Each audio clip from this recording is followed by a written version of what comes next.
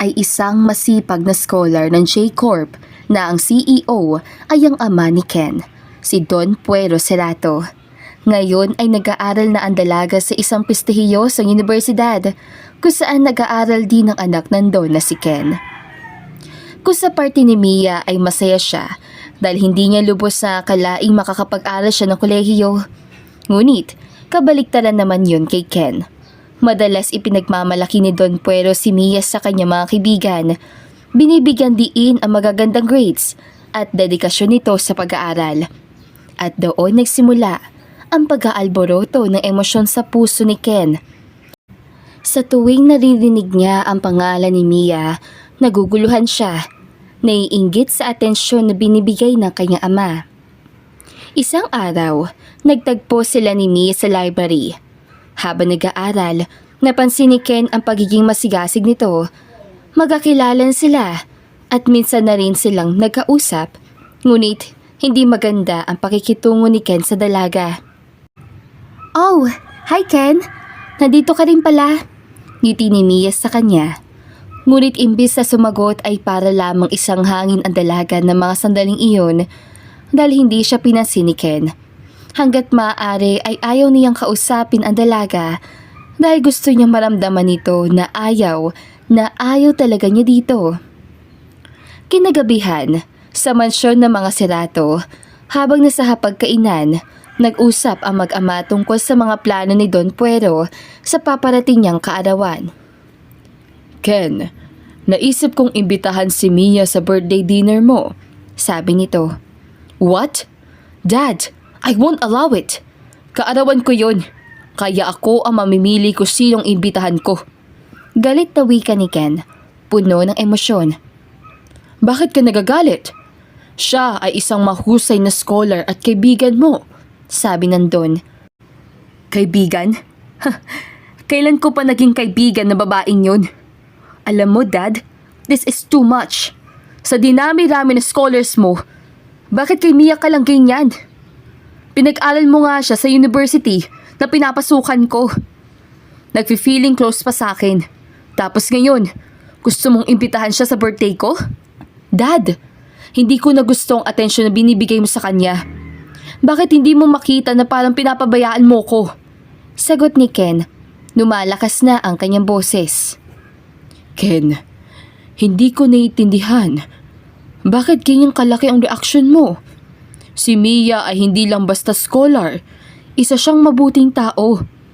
Kasi Dad, para bang mas importante siya sa'yo kaysa sa akin eh. Isang dinner lang, pero parang ang dami mong inaasahan. Gusto ko lang siyang makilala ng iba. Besides, hindi ito laban. Sagot ng Don na umiinom na ng tubig upang pakalmahin ang sarili. Para sa'yo, hindi. Pero para sa akin, oo. Ito ang araw ko. Kaya ako ang mamimili. Ken, hindi mo ba nakikita na nagiging makasarili ka na? Hindi lahat ng bagay ay tungkol sa iyo. I get it. Pero I have the right naman siguro, Dad, di ba? Birthday ko yan. Pakiramdam ko, parang ang dami kong expectations sa akin. Paano kung ayaw ko siyang makasama? Kung yan ang gusto mo, okay lang. Pero sana tignan mo ang mas malawak na perspektibo. Sana pag-isipan mo ito. Minsan ang mga taong hindi natin inaasahan ay ang siyang nagdadala ng mga magagandang bagay sa buhay natin. Sagot ng Don, umaasa ng mababago ang isip ng anak. Dahil sa inis ni Ken, dali-dali siyang umalis sa bahay at pumunta sa kanyang paboritong bar kung saan nandoon na ang kanyang mga barkada. "Pare, anong nangyari?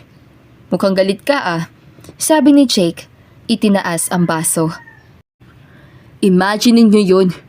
Gusto ng dad ko na imbitahan si Mia sa kaarawan ko. Paano yun? Talaga? Bakit? Ano ba meron? Para mas interesado siya kay Mia kaysa sa akin. And I'm sure, imbis na sa akin ang spotlight, nasa Mia na yun na naman. Pare, isang dinner lang yun. Bakit hindi ka nalang mag-relax?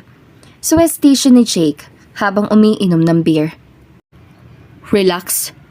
Hindi mo ba naiintindihan? Araw ko yun. At gusto ko, ako ang sentro. Hindi siya. Siguro hindi ito tungkol sa pagiging sentro. Baka tungkol ito sa pagbuo ng koneksyon. Sabi ni Mark. Koneksyon? Sa kanya? Isa lang siyang scholar. Hindi ko naman siya kaibigan. Parang naiinggit ka lang, pare. Ano ba talagang problema? Tanong ni Jake na nag-aalala. Di ko alam. Para mas pinapahalagaan ng dad ko ang mga achievements niya kaysa sa akin. Siguro, dapat mo siyang kausapin tungkol dito. Imbes na umalis. Suggestion ni Mark. Makikipag-usap? Matapos anong nangyari? Hindi ko yung kayang gawin. Eh anong plano mo? Patuloy na umiwas? Tanong ni Jake. Siguro. Pero sa ngayon, gusto ko na lang munang kalimutan ito. Sabi ni Ken. Sinusubukan lunukin ang mga emosyon sa isang inumin. Nag-order sila ng mga inumin at nag-enjoy sa kanilang kwentuhan. Unti-unting nawawala ang tensyon sa loob ni Ken habang kasama ang mga kaibigan. Okay na to, pare. Ang saya. Sabi ni Jake, ngumiti habang umiinom. Pero sa totoo lang, kailangan na namin umuwi. May klase pa kami bukas eh. Ani ni Mark at tumayo na. Seriously? Ang aga niyo namang umuwi. Eh wala tayong magagawa. Responsibilidad din namin mag-aral. Ikaw, hindi ka pa ba uuwi? Later na siguro. Susunod na lang ako sa inyo. O sige, basta. Kung may kailangan ka, tawagan mo lang kami. Salamat guys. Basta, ayoko munang isipin yan.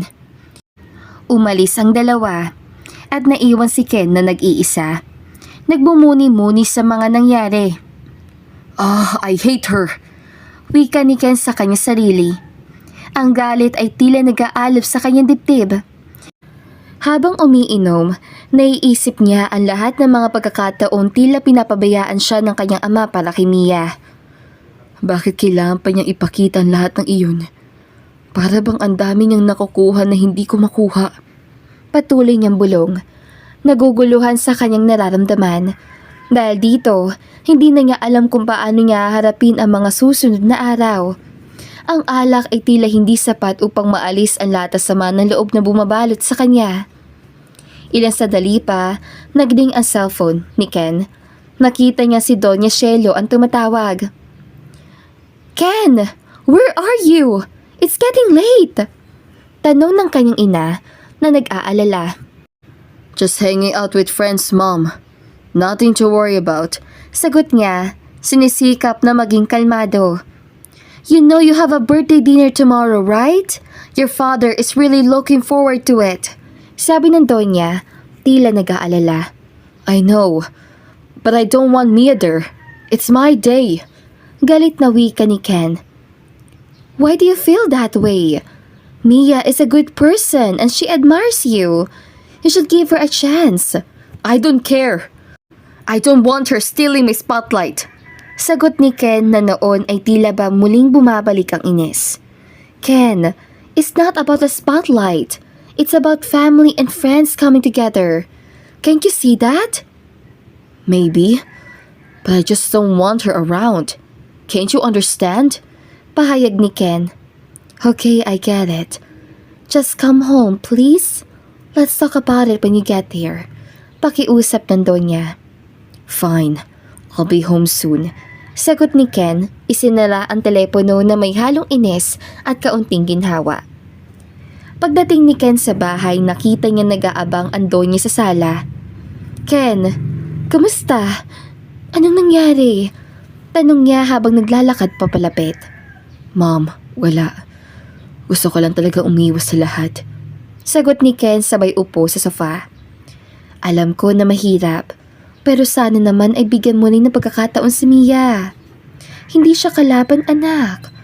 Pero parang lagi siyang nakakaagaw ng atensyon. Ano bang kailangan kong gawin?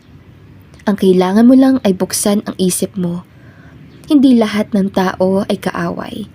Baka magustuhan mo siya kapag nakilala mo siya ng mas mabuti. Pero kung talagang ayaw mo, okay lang. Pero sana, Subukan mo muna.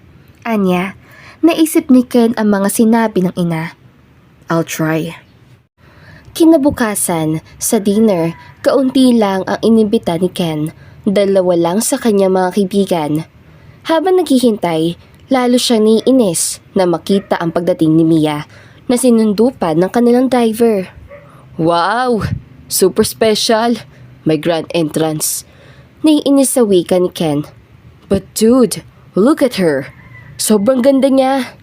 Sagot ng isa sa kanyang kaibigan. Naiengganyo sa presensya ni Mia. Hindi na lang umimik pa si Ken sa sinabi niyo ni Jake.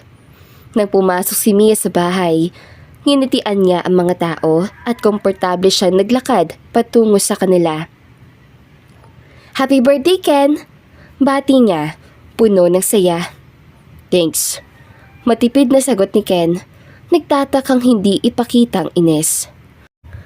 Habang nag-uusap ang iba, napansin ni Ken na parang ang lahat ay nakatuon kay Mia. Bakit lagi na lang siyang pinag-uusapan? Isip niya, bumubuhos na naman ang galit. Come on, man. You have to admit, she's charming. Sabi ng kanyang kaibigan, sumusubok na i-justify ang atensyon ni Mia. Charming? Para saan? Para makuha lahat ng spotlight? Sagot ni Ken na hindi makapagpigil. Just give her a chance, bro. Baka may iba kang makita sa kanya. Tama na. Hindi ko siya gusto. Inis siyang wika. Habang nagpapatuloy ang dinner, sinubukan ni Ken na huwag magpahalata ng kanyang galit. Pero habang nag-uusap ang lahat at nagtatawanan, tila lalo lamang lumalakas ang kanyang inis. Kumagat siya sa pagkain, ngunit hindi maalis ang tingin niya kay Mia na masayang nakikipag-usap sa iba niyang mga bisita. Bakit ang saya-saya niya? Para bang hindi siya nag-aalala sa mga nangyayari. Sa isip niya, Ken, come on! Let's take a group photo! Sabi ng kanyang kaibigan, kinukuha ang atensyon ng lahat. Sure, why not? Sagot ni Ken, kahit na loob ay nag-aalab. Nagtipon-tipon ang lahat sa harap ng kamera at si Mia ay nakatayo sa tabi ng kanyang ama. Smile, Ken! Utos ng kaibigan, ngunit pilit pa rin niya pinipigilan ang kanyang ngiti. Ano bang gagawin ko? Bulong niya sa sarili. Nang matapos ang photoshoot, lumapit si Mia sa kanya. Hey, I hope you're having a great birthday, sabi niya, puno ng ngiti. Yeah, sure. Sagot ni Ken na halatang walang gana. Thanks for coming. Dagdag niya. Alam mo, parang ang saya ng lahat. Salamat sa pag-invite sa akin. Sabi ni Mia, tila hindi siya apektado sa malamig na tugon ni Ken. Sana hindi ka na magpakita uli sa susunod. Pahag ni Ken na naging masyadong direkta. Nagulat si Mia, ngunit hindi siya nagpakita ng sama ng loob. I'm just here to celebrate your special birthday. I hope you can enjoy it. Sagot niya ng mahinahon. Naramdaman ni Ken ang bigat ng mga salitang binitawan niya, ngunit tila hindi na niya maibabalik pa ang oras. What have I done? Tanong niya sa isip. Habang patuloy ang mga tao sa pag-uusap at pagtawa, umalis si Ken sa grupo at naghanap ng mas tahimik na sulok. Nagpanggap siyang abala sa pag-check ng kanyang cellphone, ngunit sa loob niya, naguguluhan siya at labis na naiinis. Bakit ba ako nagagalit? Wala naman siyang ginagawang masama. Sa isip-isip niya, ngunit tila hindi pa rin siya nakatakas dahil nakita siya ng iilan sa mga bisita niyang babae na kasama rin si Mia. Hey Ken, do you want to join us? Pilit naman siyang ngumiti. Okay, fine. Just for a bit. Sagot niya na medyo nag-aalangan. Habang kasama niya si Mia sa grupo, tila hindi na natapos ang mga papuri sa dalaga. Grabe Mia! Ang taas ng grades mo! How do you do it? Tanong ng isang kaibigan, puno ng paghanga. Thank you! Talagang mahirap, pero worth it, sagot ni Mia. Ang galing talaga ni Mia! Sobrang inspiring! Dagdag pa ng isa sa mga kaibigan. Habang nag-uusap ang iba, patuloy na tumataas ang kanyang inis. Ano bang meron sa kanya na wala ako? Bulong ni Ken sa sarili, naguguluhan sa galit at inggit. Ken, you should take notes from her. Pilyani ng isa na nagpasimula ng tawanan. Yeah, right. Sagot ni Ken. I don't need to learn from her. Pulong niya na inis na inis. Naging tahimik si Ken sa buong usapan, kaya't hindi nakaligtas ito sa pansin ni Mia. Lumapit siya sa kanya na halatang nag-aalala. Hey Ken, okay ka lang? Ang tahimik mo? Tanong ni Mia, puno ng malasakit. Yeah, I'm fine. Sagot ni Ken, subalit alam niyang hindi siya convincing. Talaga? Parang hindi naman eh. Kung may bumabagabag sa'yo, pwede mo sabihin sa akin, pahayag ni Mia. I guess I'm feeling a bit out of place. Pag-amin niya. Okay lang yun. Normal lang yan. Lahat tayo nagkakaroon ng ganito pakiramdam. Maybe, but it's just hard when everyone is focusing on you. Di ko naman ginusto na kunin ang atensyon nilang lahat. Andito lang ako para ipagdiwang ang birthday mo. May mga nagtatanong lang kasi, kaya sinasagot ko. Ayaw ko naman maging bastos, pero kung iniisip mong inaagawan kitang spotlight, hindi. Pahayag ni Mia, nakatingin sa kanya ng may sinseridad. Really? I just thought you were enjoying all the attention. Sabi ni Ken, nag-aalinlangan. Honestly, mas gusto ko na nasa background lang. Hindi ako sanay sa lahat ng ito, sagot ni Mia. Nang marinig ito ni Ken ay para bang may bumuhos sa ginhawa sa kanyang puso. I'm sorry if I seemed rude earlier. It's just complicated. Okay lang, naiintindihan ko. Lahat naman tayo ay may mga insecurities. Pero andito lang ako para suportahan ka. Thanks, Mia. I guess I just need to accept that not everything is about me. Sagot ni Ken na nagsisimulang maging mas open sa kanyang nararamdaman. Nagpatuloy ang usapan nila at unti-unti nang nagiging mas komportable si Ken sa presensya ni Mia. Maybe this birthday won't be so bad after all. Naiwi ka niya. Naging maayos ang takbo ng kanyang kaarawan at akala ni Ken ay magiging maayos na rin sila ni Mia. Pero na malaman niyang pinilhan ito ng kanyang ama ng bagong kagamitan para sa paaralan ay mas lalong lumalim ang inggit ni Ken. Bakit siya lagi ang pinapaburan? Bulong niya sa sarili habang pinagmamasdan si Mia na masaya sa mga regalo. Ang mga kaibigan niya ay nakatingin sa dalaga, humahanga sa mga bago nitong gamit. Ken, look at Mia's new laptop. It's awesome! Sabi ng isang kaibigan na lalong nagpagalit sa kanya. Yeah, great. Sagot ni Ken, pilit na ngumingiti kahit na ang kanyang puso ay puno ng galit. Don't you think she deserve it?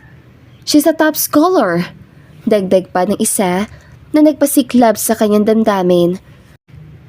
Simula noon, dumistansya na si Ken kay Mia. Napagod na sa mga papuri at atensyon na nakukuha nito. Palagi siyang umaalis sa mga sitwasyon kung saan nandoon si Mia. Pilit na iniiwasan ang mga pagkakataong makasama siya. Nang lumipas ang mga buwan, nagpatuloy ang kanilang mga buhay sa kolehiyo. At sa araw ng kanilang graduation, nagtipon-tipon ang lahat. Na magsimula ang seremonya, narinig niya ang pangalan ni Mia na tinawag bilang isa sa mga cum laude. Ang mga palakpakan ay bumuhos mula sa mga tao at sa oras sa iyon, hindi niya na kayang pigilan ang kanyang nararamdaman. Habang papalapit si Mia sa entablado, nakuha nito ang kanyang tingin. Sa likod ng ngiti at mga papuri, napansin ni Ken na may pagsusumikap at dedikasyon ang kanyang pinagdaraanan. Matapos ang seremonya, naghiwa-hiwalay ang lahat. Nakita niyang masayang nag-uusap ang iba kasama si Mia. Ngunit lumayo siya at nagpasya na huwag nang may kasali pa. Nag-training muna si Ken ng ilang buwan upang makuha ang pwesto ng kanyang ama, si Don Puero, bilang CEO ng kanilang kumpanya. Ito ang kanyang pagkakataon na patunayan ang kanyang kakayahan, kaya't sinikap niyang paghandaan ang bawat aspeto ng kanyang trabaho. Sa simula, naging masigasig siya sa mga proyekto at nagpursige na makilala ang mga empleyado. Kailangan kong ipakita na kaya kong pamunuan ito. Sa isip niya. Ken, what do you think about this proposal? Tanong ng isa sa mga empleyado. I think we should focus more on enhancing our marketing strategy. Sagot niya, sinisikap na maging engaged.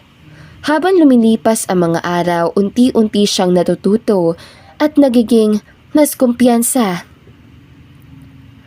Kung gusto kong maging CEO, kailangan kong kalimutan ang mga negatibong pag-iisip. Pahayag niya sa kanyang sarili. Nagpursige si Ken sa kanyang training, hindi alintana ang mga hamon at pagsubok sa bawat proyekto. Ibinigay niya ang lahat ng kanyang makakaya at unti-unting nakikilala bilang isang maasahang leader. Makaraan ng ilang buwan, inanunsyo na nga ni Don Puero sa isang malaking meeting ang magandang balita. Ngayon, masaya akong ipahayag na si Ken Cerato, ang aking anak, ang siyang magiging bagong CEO ng ating kumpanya. Wika nandun sa lahat. Ang mga empleyado ay pumalakpak at ngumiti, tsaka isa-isa siyang sinabihan ng congratulations. Finally, I made it. Nakangiting wika ni Ken sa kanyang sarili. Anak, you never failed to make us proud. Sana pamunuan mo ng maayos ang kumpanya natin. Saad nandun. Gagawin ko po lahat, Dad, para hindi ka mabigo. Porsigidong wika naman ni Ken sa ama. Congrats, Ken! Alam kong magiging mahusay kang CEO. Sabi ng isa, habang ang iba naman ay pumapalakpak. Thanks. I'll do my best. Sagot ni Ken. Marahil may kabaman sa kanyang dibdib, ngunit gagawin niya ang lahat dahil noon pa man pinapangarap niya ng humalili sa pamumuno ng kanyang ama. Matapos ang anunsyong iyon ay nagsibalik na sa kani-kanilang mga trabaho ang lahat ng empleyado, habang si Ken naman ay pumasok na rin sa dating opisina ng kanyang ama. Malawak ang kanyang ngiti habang nakaupo sa swivel chair na naroon habang ninanamnam ang moment ng pagiging new CEO niya. Ilang sandali pa, sa loob ng kanyang office ay pumasok si Don Puero at inawag si Ken. Son, bukas pa pupunta si Mia dito. Wika nito na siyang ikinagulat ni Ken. Si Mia? What about her?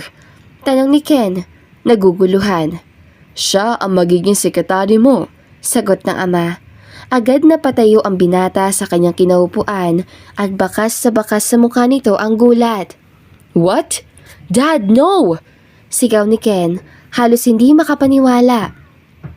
Bakit siya pa? Ang dami namang ibang tao. Dagdag niya. Ken, I trust her. At saka, siya ang pinakamahusay sa kanyang field. Kailangan mo ng isang maaasahang tao. Pero Dad, I can't do that to anybody. Lalo na ang deserving sa posisyon. Akala ko ba may iba na siyang pinagkakaabalahan? My life is all good now. Hindi ko siya gusto sa paligid ko. Sagot ni Ken na puno ng ines. Son, hindi lahat ay laban. Kailangan mo maging professional. Ang desisyon na ito ay para sa ikabubuti ng kumpanya. Wika ni Don na may kalmado at matatag na boses. Professional? How can I be professional kung siya makakasama ko? Dapat mong harapin ang mga nararamdaman mo, Ken. Ang buhay ay puno ng mga pagsubok at minsan ang mga tao na hindi natin inaasahan ang nagiging pinakamahalaga sa ating pag-unlad. Isa pa, of all the people na may kapasidad, alam kong siya lang ang makakatulong sa iyo. Alam ko namang hindi mo siya gusto, but please, just give it a chance. You might be surprised. Sabi ng kanyang ama sabay alis. Pag alis ng kanyang ama, agad na tinawagan ni Ken si Doña Shelo. Mom, may kailangan ako sabihin sa'yo. Simula niya. Nag-aalala. Anong nangyari, Ken? May problema ba? Sagot ng Donya. Bukas pupunta si Mia dito bilang sekretary ko. Hindi ko kayang harapin siya sa opisina. Alam mo ba na ito ang plano ni Dad? Bulala si Ken, puno ng pangamba. Bakit naman? Si Mia ay mahusay na estudyante at tiyak na makakatulong siya sa'yo. Pero ma'am, ang dami kong issue sa kanya. Lahat ng tao ay parang siya na lang ang pinag-uusapan. Ayoko na siya makita sa paligid ko. I'm sick and tired of her. Akala ko ba tapos na to? Bakit ngayon? Nandito na naman. Ken, kailangan mo maging mature sa sitwasyong ito. Hindi lahat ay tungkol sa iyo. Kung talagang gusto mong maging mahusay na CEO, kailangan mong iwanan ang mga personal na damdamin sa labas. Sabi ng Donya, mahinahon ngunit matatag. Hindi ko kayang gawin yun. Please ma'am, subukan mong pakiusapan ang dad na wag siyang kunin bilang sekretary ko. Pakiusap ni Ken sa ina. Anak, hindi ko kayang makialam sa desisyon ng iyong ama. Ang kailangan mo ay ang maging bukas sa bagong pagkakataon. Who knows? Baka makabuti pa ang lahat sa inyo. Sagot ng Donya. Pero ma'am, nanginginig na ang boses ni Ken. Ken, sana ay makita mo ang kabutihan sa lahat ng ito. Just give it a chance. I'll support you. Wika ng Donya bago siya nagpaalam. Matapos ang tawag, na iwan si Ken sa kanyang opisina na nag-iisip. Paano ko kaya ito haharapin? Tanong niya sa sarili, puno ng takot at pagkabahala sa mga susunod na araw. Fine, ginusto niya ito. Then I will make her suffer. Bulong ni Ken sa sarili. Ang galit at hinanakit ay nag-aalab sa kanyang puso. Hindi niya maikakaila ang mga damdaming bumabalot sa kanya. Kung siya ang magiging sekretary ko, ipapakita ko sa kanya kung gaano kahirap ang mundong tatahakin niya. Kinabukasan, pagpasok ni Mia sa opisina, pinilit ni Ken na maging malamig. Good morning, Mia. Bati niya, pero sa likod ng ngiti ay may matinding poot. Good morning, Ken, Sir Ken. Excited na ako to start working with you. Sagot ni Mia sabay ngiti. Let's see how long you can keep that excitement. Sa isip ni Ken habang nag-uumpisa ng ilabas ang kanyang mga plano.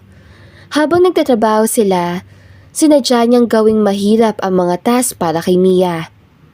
I want you to organize this data by the end of the day. Sabi niya. Okay, I'll do my best.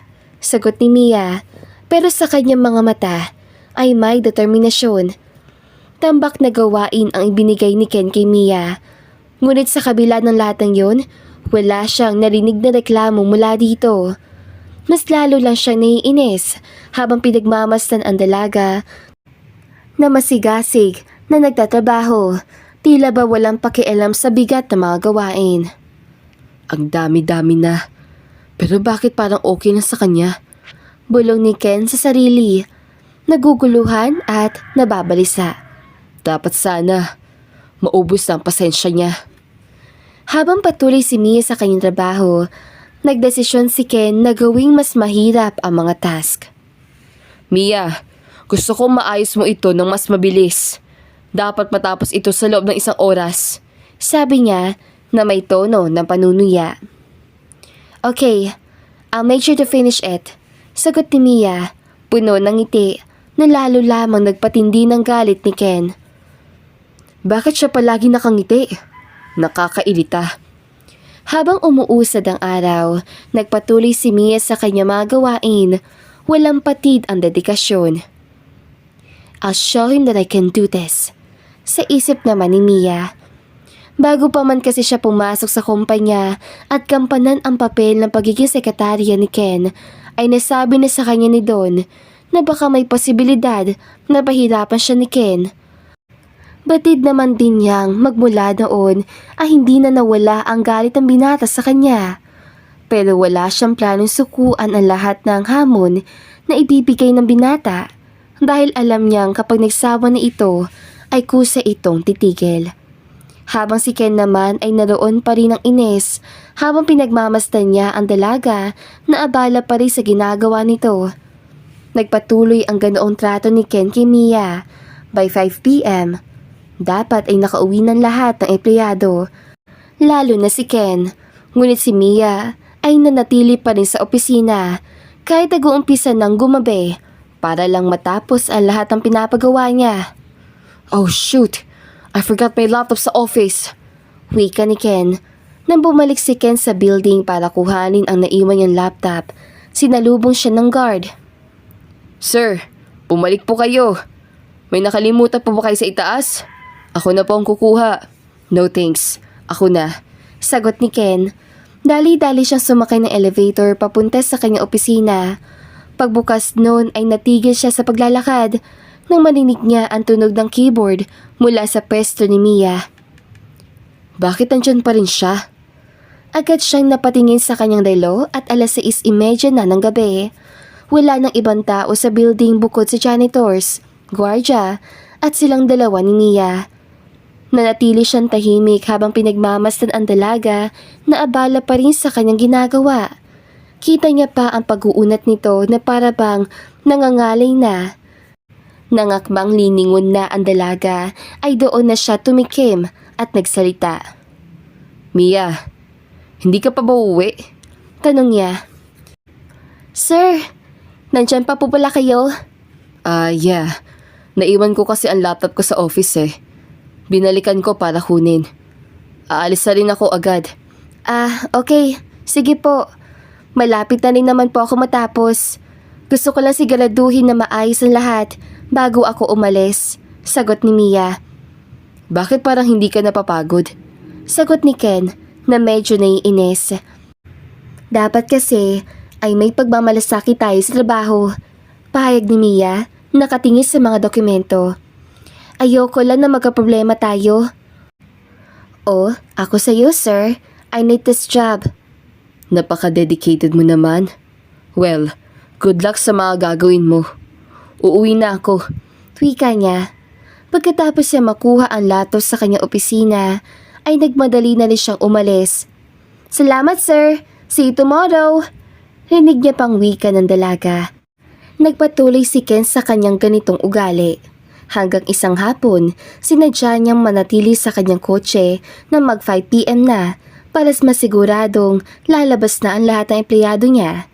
Inaabangan niya rin talaga ang paglabas si Mia. Ngunit, na mag 6:00 na ay hindi pa rin ito bumababa. Bakit hindi pa rin siya bumababa? Hindi naman masyadong maraming binibigay kong task sa kanya kanina Naiinit niyang bulong sa kanyang sarili. Na makita niyang umabot na sa 6:30 p.m. ay nagdesisyon na siyang bumaba ng kotse. Mabilis siyang pumasok sa building at naglakad patungo sa opisina ni Mia. Doon naabutan niya itong nagtitipa pa rin sa keyboard niya. Kahit naman naiinis siya sa dalaga, pero hindi niya pa rin maiwasang mag-alala para dito. Lalo na at empleyado niya pa rin ito. Bakit hindi ka pa umuuwi? Tanong niya na makita siyang abala pa rin sa kanyang desk. Sir, nandyan po pala kayo. Gusto ko lang pong tapusin ito. Kailangan ko ito masubmit bukas eh. Sagot ni Mia. Hindi mo ba alam na may oras para sa trabaho? Maganda rin namang magpahinga. Sabi ni Ken na tila may halong ines. Hindi naman po ako nagmamadali. Gusto ko lang na maayos ang lahat. Pahayag ni Mia na hindi tumitingin sa kanya. Abala pa rin sa kanyang ginagawa. Okay, kung yan ang gusto mo. Sagot ni Ken. Nagkunwari siyang may naiwan sa kanyang opisina. Kahit ang totoo ay wala naman talaga. Na magpasya siyang umalis sa pagtanto niya na hindi pa rin siya nakaligtas sa damdaming patuloy na bumabalot sa kanya. Bakit ganito? Bakit ganitong nararamdaman ko? Bulong niya. Hindi man niya aminin pero naaawa siya sa dalaga. Ilang gabi na rin kasi itong OT dahil sa mga task na binibigay nito sa kanya. Hindi na yata siya natutulog eh. sa isip niya. Kaya naman imbes na dumiretso sa pag-uwi, ay nagmaneho siya patungo sa isang fast food restaurant at umorder ng pagkain. Pagkatapos ay nagdesisyon siyang bumalik sa opisina. Pagbalik niya, pasado 7:00 na ng gabi nang pumasok siya sa opisina. Tila nahulog ang kanyang puso na marinig niya ang mahihinang higbi ni Mia. Noong una akala niya hindi si Mia iyon, ngunit na makita niya mismong gumagalaw ang mga balikat ito habang humihikbi, ay doon niya na nakumpirmang umiiyak nga ang dalaga. "Mia?" Tawag niya, naguguluhan at nag-aalala. "Are you okay?" Nang walang naging sagot ay dali-dali na siyang lumapit sa desk ng dalaga. Kita niya rin ang madali ang pagpupunas ito ng luha, tsaka humarap sa kanyang na may ngiti sa labi. "Sir, may naiwan ulit kayo sa office niyo?" "Mia, what's wrong?" Imbes ay sagot niya. "I'm fine, sir. Just a little overwhelmed." Sagot niya, subalit ang mga mata nito ay punong-puno ng luha. "Overwhelmed? Sobrang dami ba ng trabaho?" Tanong ni Ken. Hindi maikaila ang pagkabahala sa kanyang tinig. Maybe sir. Pero hindi ko naman po iniisip ang negative eh. Ang iniisip ko na lang, blessings to. Kasi kung wala kang ipapagawa sa akin, wala rin naman po akong trabaho, di ba?" Nang mga sandaling iyon ay gustong-gustong yakapin ni Ken ang dalaga, pero hindi niya magawa, kaya naman iniba na lamang niya ang usapan. Mia, I brought food. Bakit hindi ka muna kumain?" Sabi niya. "Thank you, but I'm not hungry," sagot ni Mia. "Hindi mo maaaring palampasin ang pagkain, especially after work is so hard." Sabi ni Ken, naglakas ng loob. Tumayo si Ken at unti-unting tumingin sa kanya. "Bakit mo to ginagawa?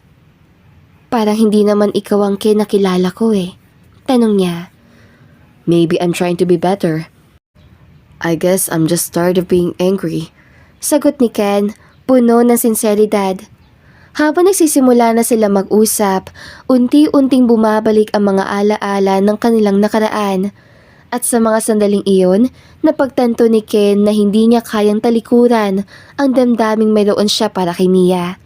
Hindi rin alam ni Ken kung bakit nasabi niya yun kay Mia. Ngunit habang nakikita niya ang luha sa mga mata nito, kusa na lang niyang pinunasan ang mga ito gamit ang kanyang kamay. "Hey, don't cry. I didn't mean to make you feel overwhelmed." Sabi niya na may halong pag-aalala sa boses. Ang malambot na pagdampi ng kanyang kamay sa pisngi ni Mia ay nagdulot sa kanya ng kakaibang pakiramdam. "Salamat, Ken. Alam mo, akala ko galit ka sa akin. Parang gusto mo ngang pahirapan ako eh. Alam ko naman na noon pa lang, iniisip mo na ang kinukuha ko ang lahat sa'yo. Pero baka mas kailangan mo akong kausapin kaysa pahirapan." "Baka nga. Sorry." Nanlaki ang mga mata ni Mia na marinig niya iyon mula sa bibig ng binata. "Totoo ba yung narinig ko? Nag-sorry ka?" "Bakit? Ayaw mo? Minsan ko lang sabihin nyo sa isang tao eh. Babawiin ko na lang." "Eto naman, di na mabiro. Wag na, okay na yon." Ngiti niya dito. Sa mga sandaling iyon, nagkaroon ng koneksyon sa pagitan nila na tila unti-unting nagbubukas ang bagong kabanata sa kanilang relasyon. "So, bakit ka nga umiiyak?" Kasi hirap na ako. Pagod na din ako dahil sa tuwing iniisip ko na bukas, sa makalawa, sa susunod na buwan, ganito pa rin ang gagawin ko at patuloy mo pa rin akong pinapahirapan. Alam mo, ayaw ko naman sana maging sekretary mo eh. Dahil ayaw kong baka kung ano naman ang maisip mo. Pero hindi mo matanggihan si Don Pedro. Alam kong malaki ang utang na loob sa kanya. Ang dami niya naitulong sa buhay ko. Kaya nasabihin niya sa akin na kaya ko maging sekretary mo, hindi na ako tumanggi. Kwento niya dito. Doon na naintindihan ni Ken ang dalaga. Habang nag-uusap sila, unti-unting nawala ang tensyon sa pagitan nila. Si Ken ay nagdesisyon na maging mas bukas kay Mia. At si Mia naman ay tila nagkaroon ng bagong tiwala sa kanya. Mia, ayoko na maging sanhi na stress mo. Gusto ko ring maging maayos ang samahan natin. Sabi ni Ken na nagbigay ng mas maliwanag ng ngiti. Okay lang Ken, pero sana ay maging maayos din ang komunikasyon natin. Kung may problema ka, sabihin mo lang, sagot ni Mia. Minsan hindi ko lang talaga alam kung anong nararamdaman ko. Pero isa lang ang sigurado ako. Ayoko nang pahirapan ka. Pahayag niya. Na magsimula silang kumain, nagpatuloy ang kanilang usapan tungkol sa kanilang mga pangarap at ambisyon. Si Ken ay nagbahagi ng kanyang mga plano bilang bagong CEO, habang si Mia naman ay nagsalaysay ng kanyang mga mithiin sa buhay. Habang tumatagal ang kanilang pag-uusap, unti-unting nawawala ang mga hadlang sa pagitan nila. Ang galit at inggit na nararamdaman ni Ken ay tila nagiging alaala na lamang. Sa halip, isang bago simula ang nagbukas sa kanilang relasyon. Isang pagkakataon na mas makilala ang isa't isa sa mas malalim na paraan. Simula noon, naging gentle na si Ken kay Mia. Ang kanyang trato dito ay naging maayos at unti-unting nagbago ang kanilang dinamika. Mas madalas na silang nag-uusap at nagtutulungan. At doon niya na na-appreciate ang ganda at talino ng dalaga. Ang galing mo talaga, Mia. Ang bilis mong makaisip ng solusyon. Puri ni Ken isang araw habang nagre-review sila ng mga proyekto. Thanks Ken. I guess nakakatulong din na maganda na ang samahan natin. Sagot ni Mia habang nakangiti. Sa bawat araw na nagkakasama sila, unti-unting nalagpasan ni Ken ang kanyang mga negatibong damdamin. Mas naging magaan ang pakiramdam niya sa paligid ni Mia. At unti-unti rin siyang nahulog sa kanyang kagandahan. Hindi lang sa panlabas kundi pati na rin sa kanyang karakter. Habang patuloy ang kanilang pagtutulungan, napagtanto ni Ken na hindi lamang si Mia ang tumutulong sa kanya sa trabaho. Siya rin ang nagtuturo sa kanya ng mga leksyon tungkol sa buhay, pagkakaibigan at pagmamahal. Ngunit sa ilang linggo na lumipas ay tila bumalik ang inis at selos sa kanyang sistema. Lalo na mapansin niya si Mia na nakaupo sa desk nito at nakikipag-usap sa isang empleyado niyang lalaki. Ang lalaki ay may dalang kape para kay Mia at sa hindi maipaliwanag na dahilan nakaramdam siya ng selos. Naikuyom niya ang kanyang kamao, lalo na magitian ang dalawa. Kaya naman dali-dali siyang lumapit sa gawin ng mga ito. Kanina pa ang coffee break ah. What's that? Tanong ni Ken, pinipilit na maging kalmado kahit ang init ng kanyang damdamin ay bumabalot sa kanya. Just a little something to keep me awake, sir. Nga pala, thank you Mark, sagot ni Mia, puno ng ngiti habang tinatanggap ang kape. Nang umalis na si Mark, ay pinasadahan pa niya ito ng isang matalim na tingin bago napatingin muli kay Mia. Wow, lucky you. I didn't realize we have a coffee delivery service. Sagot ni Ken, may halong panunuya. Subalit sinisikap niyang wag ipakita ang kanyang tunay na nararamdaman. Nagmamagandang loob lang naman si Mark, sir. Mia, don't you think you should be working instead? Tanong niya, dahilan para mangunot ang noo ng dalaga. Of course, Ken. I'm just taking a quick break. Sagot ni Mia na tila ba napansin na rin ang pag-iiba ng tono ng binata. Alright then, just make sure you don't take too long. Wika ni Ken. Are you okay, Ken? Tanong ni Mia. Yeah, I'm fine. Just busy, you know. Sagot niya na umiiwas sa mga mata ni Mia. Pinilit ni Ken na huwag isipin ang selos na nararamdaman. Ngunit habang napapansin niya ang kakaibang pagtrato ni Mark kay Mia, ang mga ngiti nito, ang mga tanong, ang mga pagyaya, at ang madalas sa pagdalaw sa kanyang desk ay doon na muling lumabas ang kanyang insecurities. Kung gano'n siya ka-approachable, kailangan ko ipakita na ako ang mas importante kaysa sa iba. Sa isip ni Ken. Kaya naman nagdesisyon siyang bigyan ng maraming trabaho si Mia sa pag-asang mapanatili ang kanyang atensyon dito. Mia, may mga bagong task tayo. Sabi niya na pumasok siya sa opisina. Gusto kong ipasa mo ang report na ito sa katapusan ng linggo. Okay, Ken. Ano kailangan kong gawin? Tanong ni Mia. Ngunit napansin agad ang seryosong tono ni Ken. Madami. Kaya siguraduhin mong maayos ang pagkaka-organize mo. Kailangan natin ipakita na efficient tayo. Wika ni Ken. Sure, I'll get right on it. Habang nag-umpisa si Mia sa kanyang bago mga gawain, hindi maiwasang makaramdam si Ken ng panghihinayang. Bakit ganitong ginagawa ko? Dapat ay nagpapakita ako ng support, hindi pressure. Bulong niya sa sarili. Ngunit sa kabila ng kanyang mga nararamdaman, nagpatuloy siya sa pagbibigay ng mga trabaho kay Mia. Hanggang isang hapon, eksaktong 4:00 ay pumasok si Mia sa kanyang opisina. Why?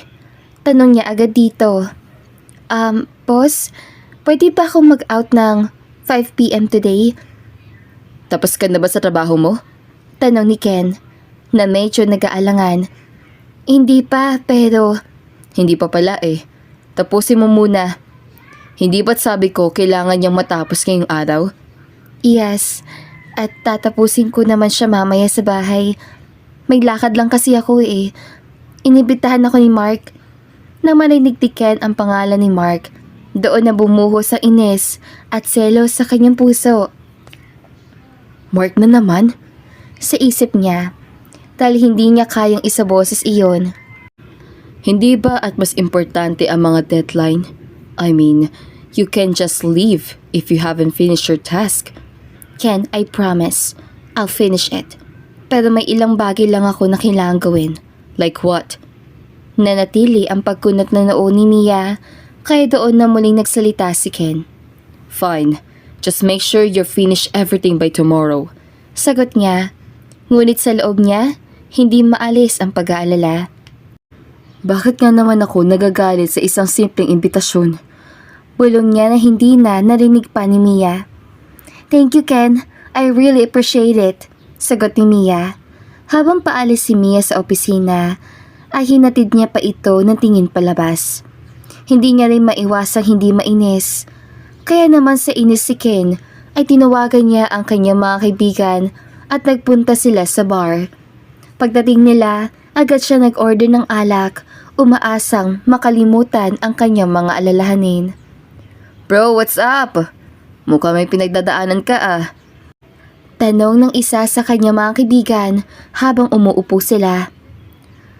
Alam niyo naman ang sekretary ko ngayon sa kumpanya ay si Mia, diba? Aha? Bakit? Akala ko ba wala ka ng issue sa kanya? At all goods na kayo? Hindi sa kanya. So sino? I have this one employee. Ang pangalan niya ay Mark. Lagi ba namang nakadikit kay Mia? At ngayon, nag-out si Mia na 5 p.m. para lang makipagkita kay Mark? Nakakainis. Pulala si Ken. Halos sumabog ang damdamin. Oh, bakit? 5:00 naman talaga ang uwian niyo ah. Gets ko na. So may issue ka kay Mark? Tanong ng isa na may ngiti sa labi. Hindi. Ano ka ba? Ang talino at ganda ni Mia. Pero para si Mark ang may control sa lahat. Pagdating kay Mark, oo lang siya ng oo eh. Sagot ni Ken, nanginginig ang boses. Dude, halata naman nagsaselos ka. Magsabi ka nga na totoo. Biro ng isa pang kaibigan. Tumatawa. Selos? No way. Ang punto ko lang, bakit parang walang nagagawa si Mia kapag si Mark na ang nagyayaya sa kanya? Yun lang yun. Sure ka? Kasi parang obvious na parang gusto mo siya maging sayo eh. Parang gusto mong, imbes na si Mark ang bigyan ng oras, dapat ay ikaw. Ikaw kasi eh. Hindi mo pa maamin na gusto mo na nga si Mia. Hindi ko siya gusto. Kailangan lang maging focus sa trabaho yun. Yun lang. Sagot ni Ken. Subalit hindi na niya maikaila ang pag-angat ng kanyang boses. Okay. Basta, wag mong kalimutan na kung gusto mo siya makilala na mas mabuti, edi mag-step up ka. Pwede na mag-invite ka sa susunod na outing. Suwestisyo ng isa. Outing? Para saan? Tanong ni Ken, naguguluhan. Para mas makilala ni Mia ang tunay ni ikaw. Hindi yung boss sa galit sa lahat. Sabi ng isa pa. Tumatawa. Habang nagpatuloy ang kanilang kwentuhan, unti-unting bumabalik ang saya kay Ken. Ngunit ang saloobin tungkol kay Mia at Mark ay patuloy pa ring umuukit sa kanyang isipan. Bakit nga ba ako naiirita? Tanong niya sa sarili. Marahil, hindi ko na kayang itago ang nararamdaman ko. Habang nagpatuloy ang kwentuhan nila, nag-order ng mas marami pang alak si Ken. Umaasang makakalimutan ang lahat. Pero sa bawat baso na iinom niya, mas tumitindi ang saloobin niya tungkol kay Mia at Mark. Okay guys, seriously, paano niya ako mapapansin ng mas mabuti? Tanong ni Ken na parang nag-iisip ng solusyon. Simple lang dude. I-invite mo siya sa mga outings nyo. Show her na interesado ka. Hindi lang sa trabaho, kundi bilang tao. Suwestisyo ng isa sa mga kaibigan niya. Pero paano kung hindi siya interesado? What if mas gusto niya si Mark? Tanong ni Ken, nag-aalala. Eh di sabihin mo sa kanya na ikaw ang boss at may ibang plano ka para sa kanya. I mean, di ba mas mabuti kung ikaw ang nag-imbita? Yeah, pero paano kung magalit siya? Sagot ni Ken, ang kanyang boses ay puno ng pag-aalinlangan. Bro, kung ayaw mo talaga malaglag sa sama ng loob, dapat may gawin ka. Kapag may opportunity, grab it. Pagkatapos sa ilang rounds ng inumin, unti-unting lumabas ang tapang ni Ken. Fine. Pagbalik ko sa opisina, aayusin ko ang lahat. Wika niya na naging determinado.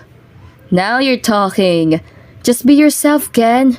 Huwag ka magpakabossy. Natatawang sagot ng isa. Pagsapit ng gabi, umalis sila sa bar at sa paglalakad pabalik sa kanyang kotse, nag-umpisa na magplano si Ken. Bukas, itutuloy ko na ito. Iimbitahan ko si Mia sa isang lunch or something. Bulong niya sa sarili at mas nagiging excited sa kanyang ideya. Nang dumating ang araw, nagdesisyon si Ken na imbitahan si Mia sa lunch. Nandoon ang kaba sa kanyang dibdib dahil ni minsan ay hindi niya pa iyon nagagawa sa isang babae. Pero determinado siya, kaya naman lakas loob niyang nilapitan ang dalaga para alokin ito. Ngunit nagulat siya na tumanggi ito. Sorry Ken, may personal kasi akong lakad eh. Maybe next time? Sabi ni Mia na tila nahihiya. Personal na lakad? Together with whom? With Mark again? Tanong ni Ken, naiirita at selos na selos. No, hindi siya ganun. May iba lang akong kailangang gawin. Bakit? Ano bang mas mahalaga kaysa sa imbitasyon ko? Siguro naman enough na ang oras sa pinagsaluhan niyo ni Mark, diba? O baka naman, sa aming dalawa, mas gusto mo siyang makasama kaysa sa akin. Tama ba? Of course gusto ko. Gusto kong tumango sa alok mo, sir. Pero may mga bagay lang talaga akong kailangang asikasuhin muna. Paliwanag ni Mia. Bakit hindi mo na lang kasi ipaalam kung anong nangyayari? Para may tinatago ka eh. Ken, hindi ito tungkol sa'yo. Basta, kung may lakad ka na kasama si Mark, sabihin mo lang. Hindi naman kasi ako yung tipo ng taong na may milit eh. Pero sana maging honest ka din. Hindi yung dinadaanan mo pa sa ganyan. Wika ni Ken na hindi na mapigilan ang kanyang selos. Hindi Ken, hindi siya kasama. Hindi ko siya kasama. Nagsasabi ako ng totoo. Bakit ba hindi mo na ako pinapakinggan? Fine. Kung ayaw mo, edi wag. Sagot ni Ken at nagmadaling umalis sa opisina. Nag-iwan ng alingaw-ngaw ng kanyang galit at selos sa hangin. Maghapong hindi pinansin ni Ken si Mia, Kahit anong tanong ni Mia tungkol sa proyekto, hindi niya ito sinasagot na nagdulot ng labis na inis kay Mia. Sa kanyang pagkainis, clinose ni Mia ang laptop ni Ken dahilan para mag-angat ito ng tingin. Naiinis na ako, Sir Ken. Kanina pa ako dada dito, but you're not even answering. You're not listening. Inis sa wika ni Mia. Maimportante at personal akong ginagawa. If you want, doon ka kay Mark magtanong. Sagot ni Ken na tila walang pakialam. Bakit? Si Mark pa ang boss ko? Tanong ni Mia na halatang naguguluhan na sa sitwasyon. Exactly, Mia. He's not your boss. I am your boss, but you're choosing him over me for lunch. Galit na sagot ni Ken na mga sandaling iyon ay hindi niya nakayang itago ang kanyang emosyon. Wait, nagsiselos ka ba? Tanong ni Mia. What? Me? Bakit naman ako magsiselos? Wala naman akong pakialam kung boyfriend mo na yun or what eh. Sagot niya dito. Sa narinig ay doon na nga natawa si Mia. Why are you laughing? May nakakatawa ba? Boyfriend? Si Mark? Sir naman. Kaya kami close ni Mark ay dahil pinsan ko siya. Paliwanag ni Mia. Nabigla si Ken sa nalaman at tila nabunutas siya ng tinik. Pero dahil kasing taas ng height niya ang kanyang pride, kaya naman pinanindigan niya na ang galit-galitan niya. Ah, kaya pala. Kasi pinsan mo siya. Kaya okay lang na palagi kayong magkasama. Hindi, Ken. Hindi yun ang punto. Ang sa akin, nagkakaroon ka ng mga assumptions sa walang batayan. Sagot ni Mia, sinikap na ipaliwanag ang kanyang sarili. Kung ganun, bakit hindi mo malang sabihin agad? Bakit kailangan mo pang itago? Dahil hindi naman dapat. Do I need to explain myself to you, sir? Kailangan ko bang ipaalam sa'yo na pinsan ko si Mark kahit hindi ka nagtatanong? At dahil dinireject ko ang invitation mo na mag-lunch tayo, ay hindi mo na ako kikibuin? Kung hindi ko nga lang kailangan ng approval mo sa documents, papatulan ko yung hindi mo pagsasalita eh. Dahil sa tensyon, nagpatuloy ang kanilang pagtatalo. Pareho silang puno ng emosyon. Sa likod ng kanilang galit, may mga damdaming unti-unting lumilitaw, mga damdaming hindi nila kayang ipahayag. Para doon lang, nagkakaganyan ka na? Fine. Kung ayaw mo kong kausapin, I'll better leave for good. Maghanap ka ng bago sekretarya mo. Sigaw ni Mia at handa na umalis. Ngunit bago pa man siya makaalis ay nahawakan siya ni Ken sa kamay. Mia, wait! Sabi niya at pinaharap ito. Sa isang iglap, hinalikan siya sa labi. Tila nais ipahayag ang lahat ng damdaming nahulog sa kanilang hidwaan. Nagtaka si Mia sa ginawa ni Ken. What was that for? Tanong niya na naguguluhan. Dahil hindi ko na kaya itago pa. Hindi ko gusto na may ibang lalaki na kapaligid sa'yo. Sagot ni Ken. Ang kanyang boses ay puno ng init at emosyon. Ken, hindi ko alam kung anong ibig mo sabihin. Sagot ni Mia. I'm jealous, okay? I don't want you to choose Mark over me. At ngayon, aaminin kong para akong nabunutan ng tinik dahil nalaman kong pinsan mo lang pala siya. Muling napabuntong hininga si Mia. So, nagsaselos ka nga. I thought you didn't care. Sabi niya, ng mga oras sa iyon ay doon na tila nagliliwanag ang kanilang sitwasyon. Sa totoo lang, I care. Marami akong gustong sabihin, pero hindi ko alam kung paano. Gusto kita, Mia. I really, really do. Hindi lang talaga ako sanay sa ganito eh. Dahil ikaw pa lang ang kauna-unahang babaeng minahal ko ng ganito. Please, let me love you. Ken, Ngayon may gagawin ako. Kung tutul ka at ayaw mo, sabihin mo lang. muling inangkin ni Ken ang labi ni Mia at humalik din ito pabalik. Ang init ng kanilang mga katawan ay unti-unti nagpasiglab sa damdamin na matagal nang naipon, habang ang kanilang mga labi ay nag-uusap. Unti-unting umabot ang halik ni Ken sa leeg ni Mia na nagdulot ng mga kilig sa kanyang balat. Ang kanyang kamay ay gumagalaw na rin, tila naglalakbay sa bawat bahagi ng katawan ng dalaga na nagdudulot ng labis sa saya at pagkabahala. Ken, bulong ni Mia, ngunit tila napalitan na ng hangin ang kanyang mga saloobin. Just relax, sagot ni Ken. Ang kanyang boses ay puno ng init at damdamin. Habang nagpatuloy sila, ang lahat ng ikitan at hidwaan nila noon ay tila naglaho. At ang tanging natira ay ang koneksyon na nag-uugnay sa kanila. Sa mga sandaling iyon, wala nang ibang mahalaga kundi ang bawat haplos at halik na nagbibigay buhay sa kanilang nararamdaman. Mia, I wanted this for so long. Sabi niya, ang kanyang boses ay may halong pagnanasa at takot. Talaga? Pero, ano ang mangyayari sa atin? Tanong ni Mia. Hindi ko alam, pero ayaw ko nang mawala ka sa akin. Muli silang naghalikan at sa bawat pagtama ng kanilang mga labi, tila unti-unting nawawala ang lahat ng hadlang. Ang mundo sa paligid nila ay nawala. At ang tanging mahalaga ay ang nararamdaman nilang koneksyon sa isa't isa. Ang kanilang halikan ay puno ng pag-asa at bago simula. Tila naglalakbay sila sa isang daan na puno ng mga posibilidad. Nang pinahiga ni Ken si Mia sa sofa, agad nagtaglay ng tensyon ang kanilang paligid.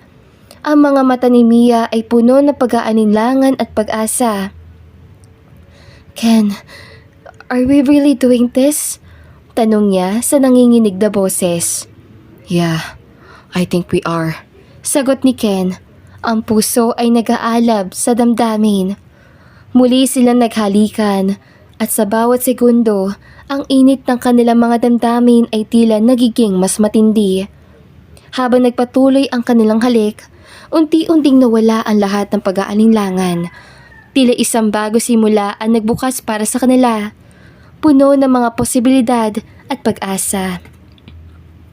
Basta, dapat maging tapat tayo sa isa't isa. Bulong ni Mia. Ang kanyang mga kamay ay nasa likod ni Ken at hinahaplos siya ng banayad. Absolutely. This is just the beginning. Sagot ni Ken na puno ng determinasyon. Sa mga sandaling iyon, ang mundo nila ay tila nag-iba. Habang patuloy ang kanilang halikan, unti-unting nawawala ang mga alalahanin sa isip ni Mia. Ang init ng katawan ni Ken ay nagbibigay sa kanya ng pakiramdam ng seguridad at kaginhawaan. Ken, are you sure about this? Tanong niya, ngunit ang tono ay puno ng pag-asa. Walang pag-aalinlangan, Mia. Gusto kong malaman mo na seryoso ako sa nararamdaman ko. Ang mga salita ni Ken ay nagbigay ng lakas ng loob kay Mia. Sa kanyang puso, alam niyang handa na siyang subukan ang bago simula kasama si Ken. Habang naglalakbay ang kanilang mga kamay, bumalik ang kanilang mga labi sa pagkakahalikan. Ken, I want this. I really do. Sabi ni Mia. I want you, Mia. Ngayon at palagi. Sagot ni Ken. Ang kanyang puso ay puno ng kasiyahan at pag-asa sa hinaharap. At sa mga sandaling iyon, nagkaroon sila ng bago simula na puno ng pangako at pag-ibig. Matapos ang kanilang pagniniig, nagbihis na sila. Ang paligid ay puno pa rin ng mga emosyon at mga bagong alaala. Habang nag-aayos, nagkaroon ng sandaling katahimikan sa pagitan nila. Dahil sa momentong iyon, nagpasya si Ken na buksan ang kanyang puso at sabihin ang mga salitang hindi niya pa nasasabi sa dalaga. Mia, gusto ko lang sanang sabihin. Simula niya, ang kanyang boses ay puno ng sinseridad. Anong gusto mo sabihin, Ken? Tanong ni Mia. Nag-aalala man, ngunit sabik. Matagal ko nang gustong ipaalam na I care about you. Hindi lang bilang boss, kundi bilang tao. You're more than just a colleague to me. Wika ni Ken. Really? I thought you were just being nice because of everything. Hindi, Mia. I'm serious. Sobrang saya ko na nandito ka at ayaw ko mawala ka na sa buhay ko. Sabi ni Ken. Ang kanya mga kamay ay dahan-dahang humahawak sa mga braso ni Mia. Ken, I feel the same way. I never thought this would happen, but I'm glad it did. Alam mo ba, noon pa lang, gusto na kita. Hindi pa man ako nagiging scholar ng daddy mo. Kilala na kita. Gusto na kita. Kaya naman, plus points na lang sa akin noong ang J-Corp mismo ang nag-alok sa akin na scholarship. At kahit alam kong ayaw mo sa akin noon, lumalapit pa rin ako sa iyo. Minsan na kasing nasabi ng dad mo na mabait ka. Kwento ni Mia dito na siyang ikinangiti naman ni Ken. So, dream come true pala to para sa'yo ha? Biro pa nito sa dalaga. Ang kapal mo Pero hindi ko lang maiwasang hindi mag-alala. Mag-alala sa ano? Ken, ang dami nangyari. Sabi ni Mia habang unti-unting bumabalik ang kanyang mga saloobin. Natatakot akong baka hindi ito magtagal. Walang dahilan para matakot. Gusto kong malaman mo na kaya kitang ipaglaban. Ipapakita sa iyo na seryoso ako. Sagot ni Ken, ang kanyang tinig ay puno ng determinasyon. Paano natin naharapin ang lahat? Especially sa trabaho. Tanong ni Mia, ang pag-aalala ay naglalaro sa kanyang isip. Ang dami pong iniisip ha? Sa ngayon, wag na muna yan. Basta ang importante, naging klaro na sa atin ang lahat. Let's take it one step at a time. I'll be here for you always. Sabi ni Ken habang nakahawak sa kamay ng dalaga. Na magkatitigas sila, doon ay tila nagkaroon ng bagong pag-unawa at pagmamahalan. Sa kabila ng mga hamon na naghihintay, pareho silang handang harapin ang hinaharap na magkasama. Nagsimula ang kanilang relasyon at unti-unting nahulog si Ken at Mia sa isang mas malalim na koneksyon. Madalas na ang mga pagkakataong nagkakaroon sila ng mga pribado sandali sa opisina, kung saan ang mga halik at yakap ay naging bahagi na ng kanilang araw. Sa bawat paghatid ni Ken kay Mia pauwi, lagi may mga hindi inaasahang pagkakataon sa kotse. Minsan natatapos ang kanilang mga pag-uusap sa mga halikan na puno ng init, habang ang mga bituin sa langit ay saksi sa kanilang pagmamahalan. Ken, baka may makakita sa atin. Minsan nag-alala si Mia, ngunit hindi maitatanggi ang ligaya sa kanyang mga mata. Walang makakakita. Kaya huwag ka mag-alala. I just want to be close to you. Sagot ni Ken na puno ng tiwala. Sa kanilang mga pag-uusap, unti-unting lumalalim ang kanilang relasyon. Puno ng mga pangarap at plano para sa hinaharap. Sa kabila ng mga hamon, ang kanilang pagmamahalan ay tila lumalakas, nagiging matatag sa mga sandaling sila'y nagkasama. Habang lumilipas ang mga araw, mas naging masaya at komportable si Ken at Mia sa kanilang relasyon. Sa opisina, nagiging natural na ang kanilang mga sulyap at ngiti sa isa't isa.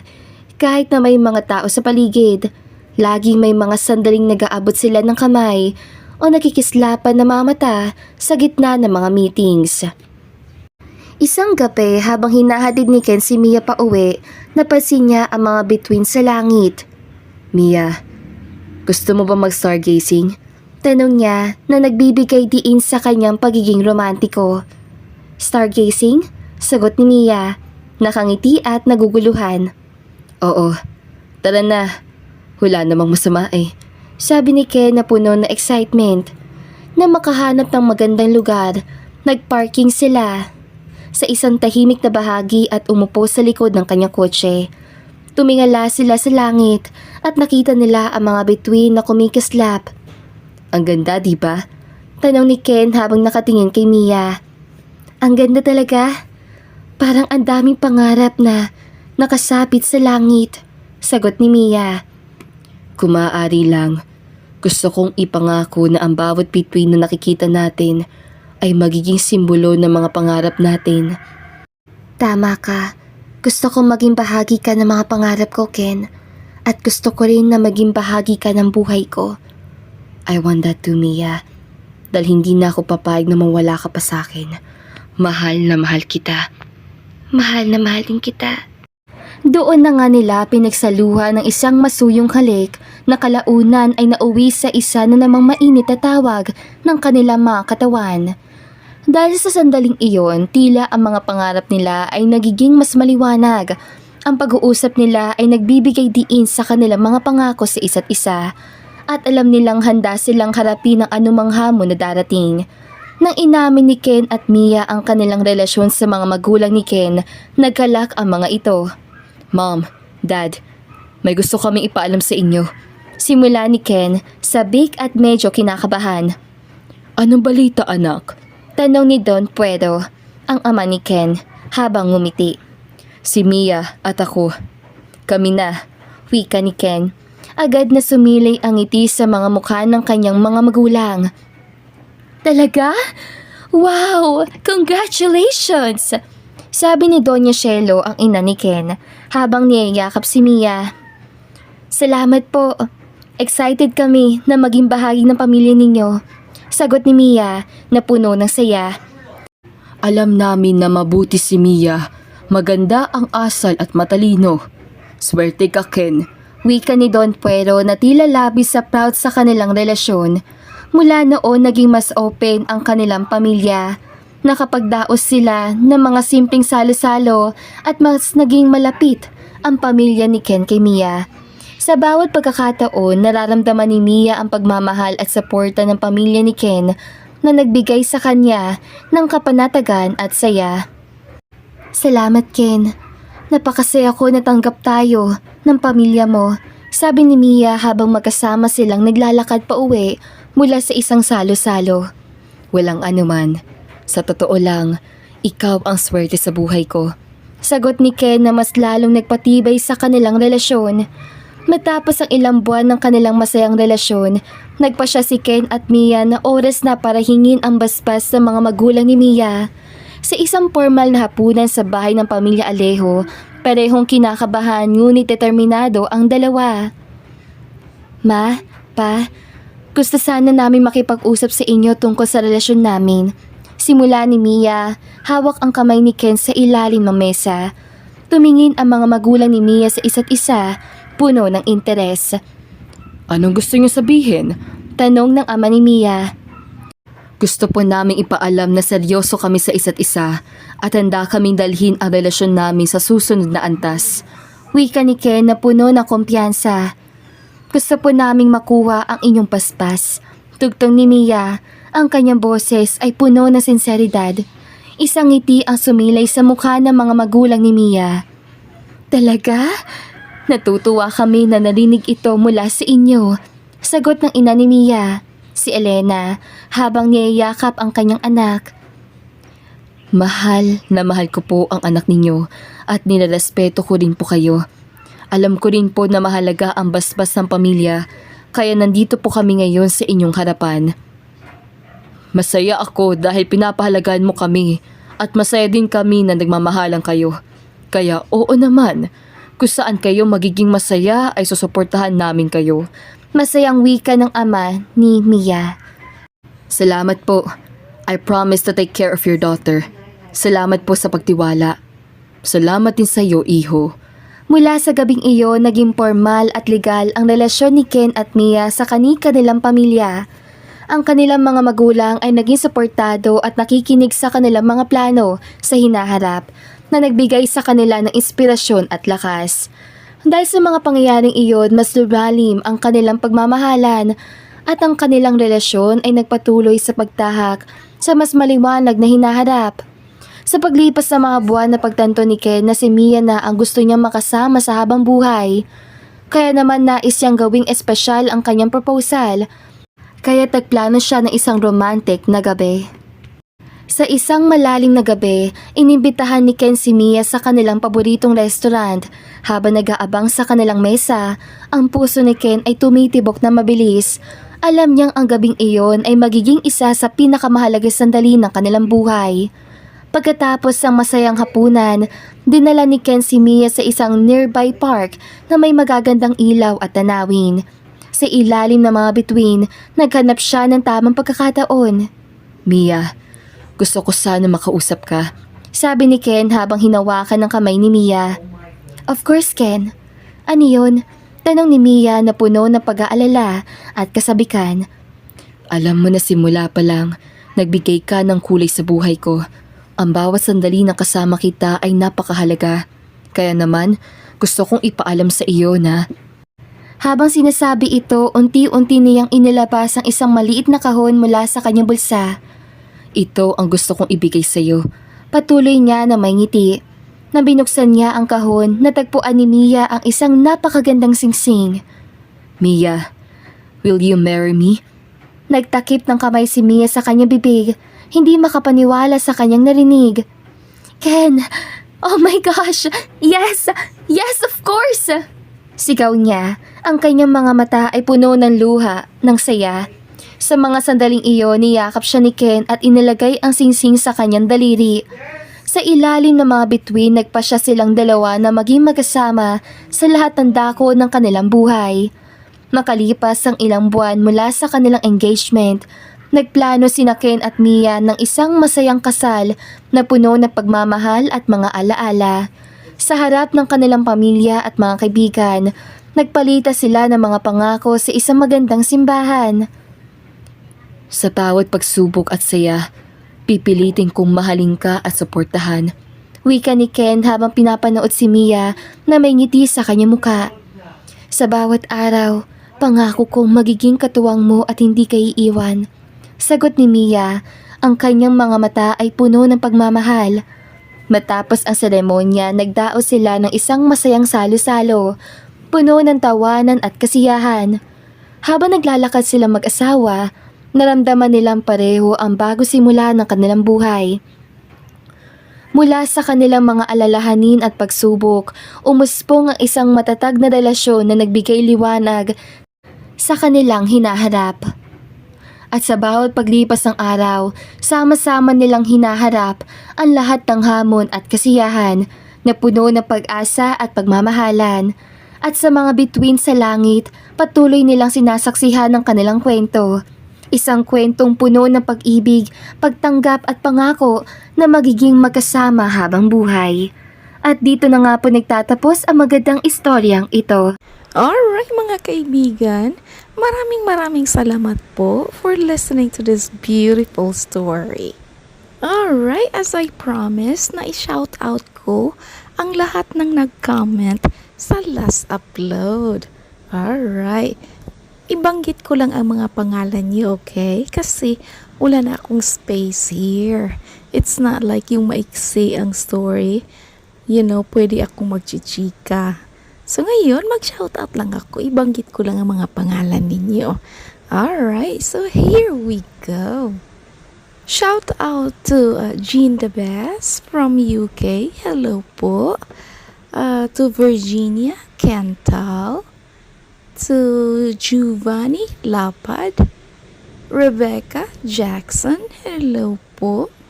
To Wenny Renelli. Thank you po. To Dulcissima Corvera. Hello po. To Dory Buenavesta. To Maria Venus Pumarada. Hello. To Ped 5491 from Norway. To Gregorio Aliganga. I hope I got it right. Hello po. To James Dell. Hello po. Kumusta po kayo? Shout out to Erlinda Gerada. Hello po. And to Evelyn 8055. Hello po. Also, shout out to Marian Laborte from Osaka, Japan. Hello po. How are you? To Presbyteros Rose. Hello po. Kumusta? To Herminia Kauyunan. Hello, how are you po? Also to Cecilia Kumuda. Hello. Also to Verge Vlog. Hello po.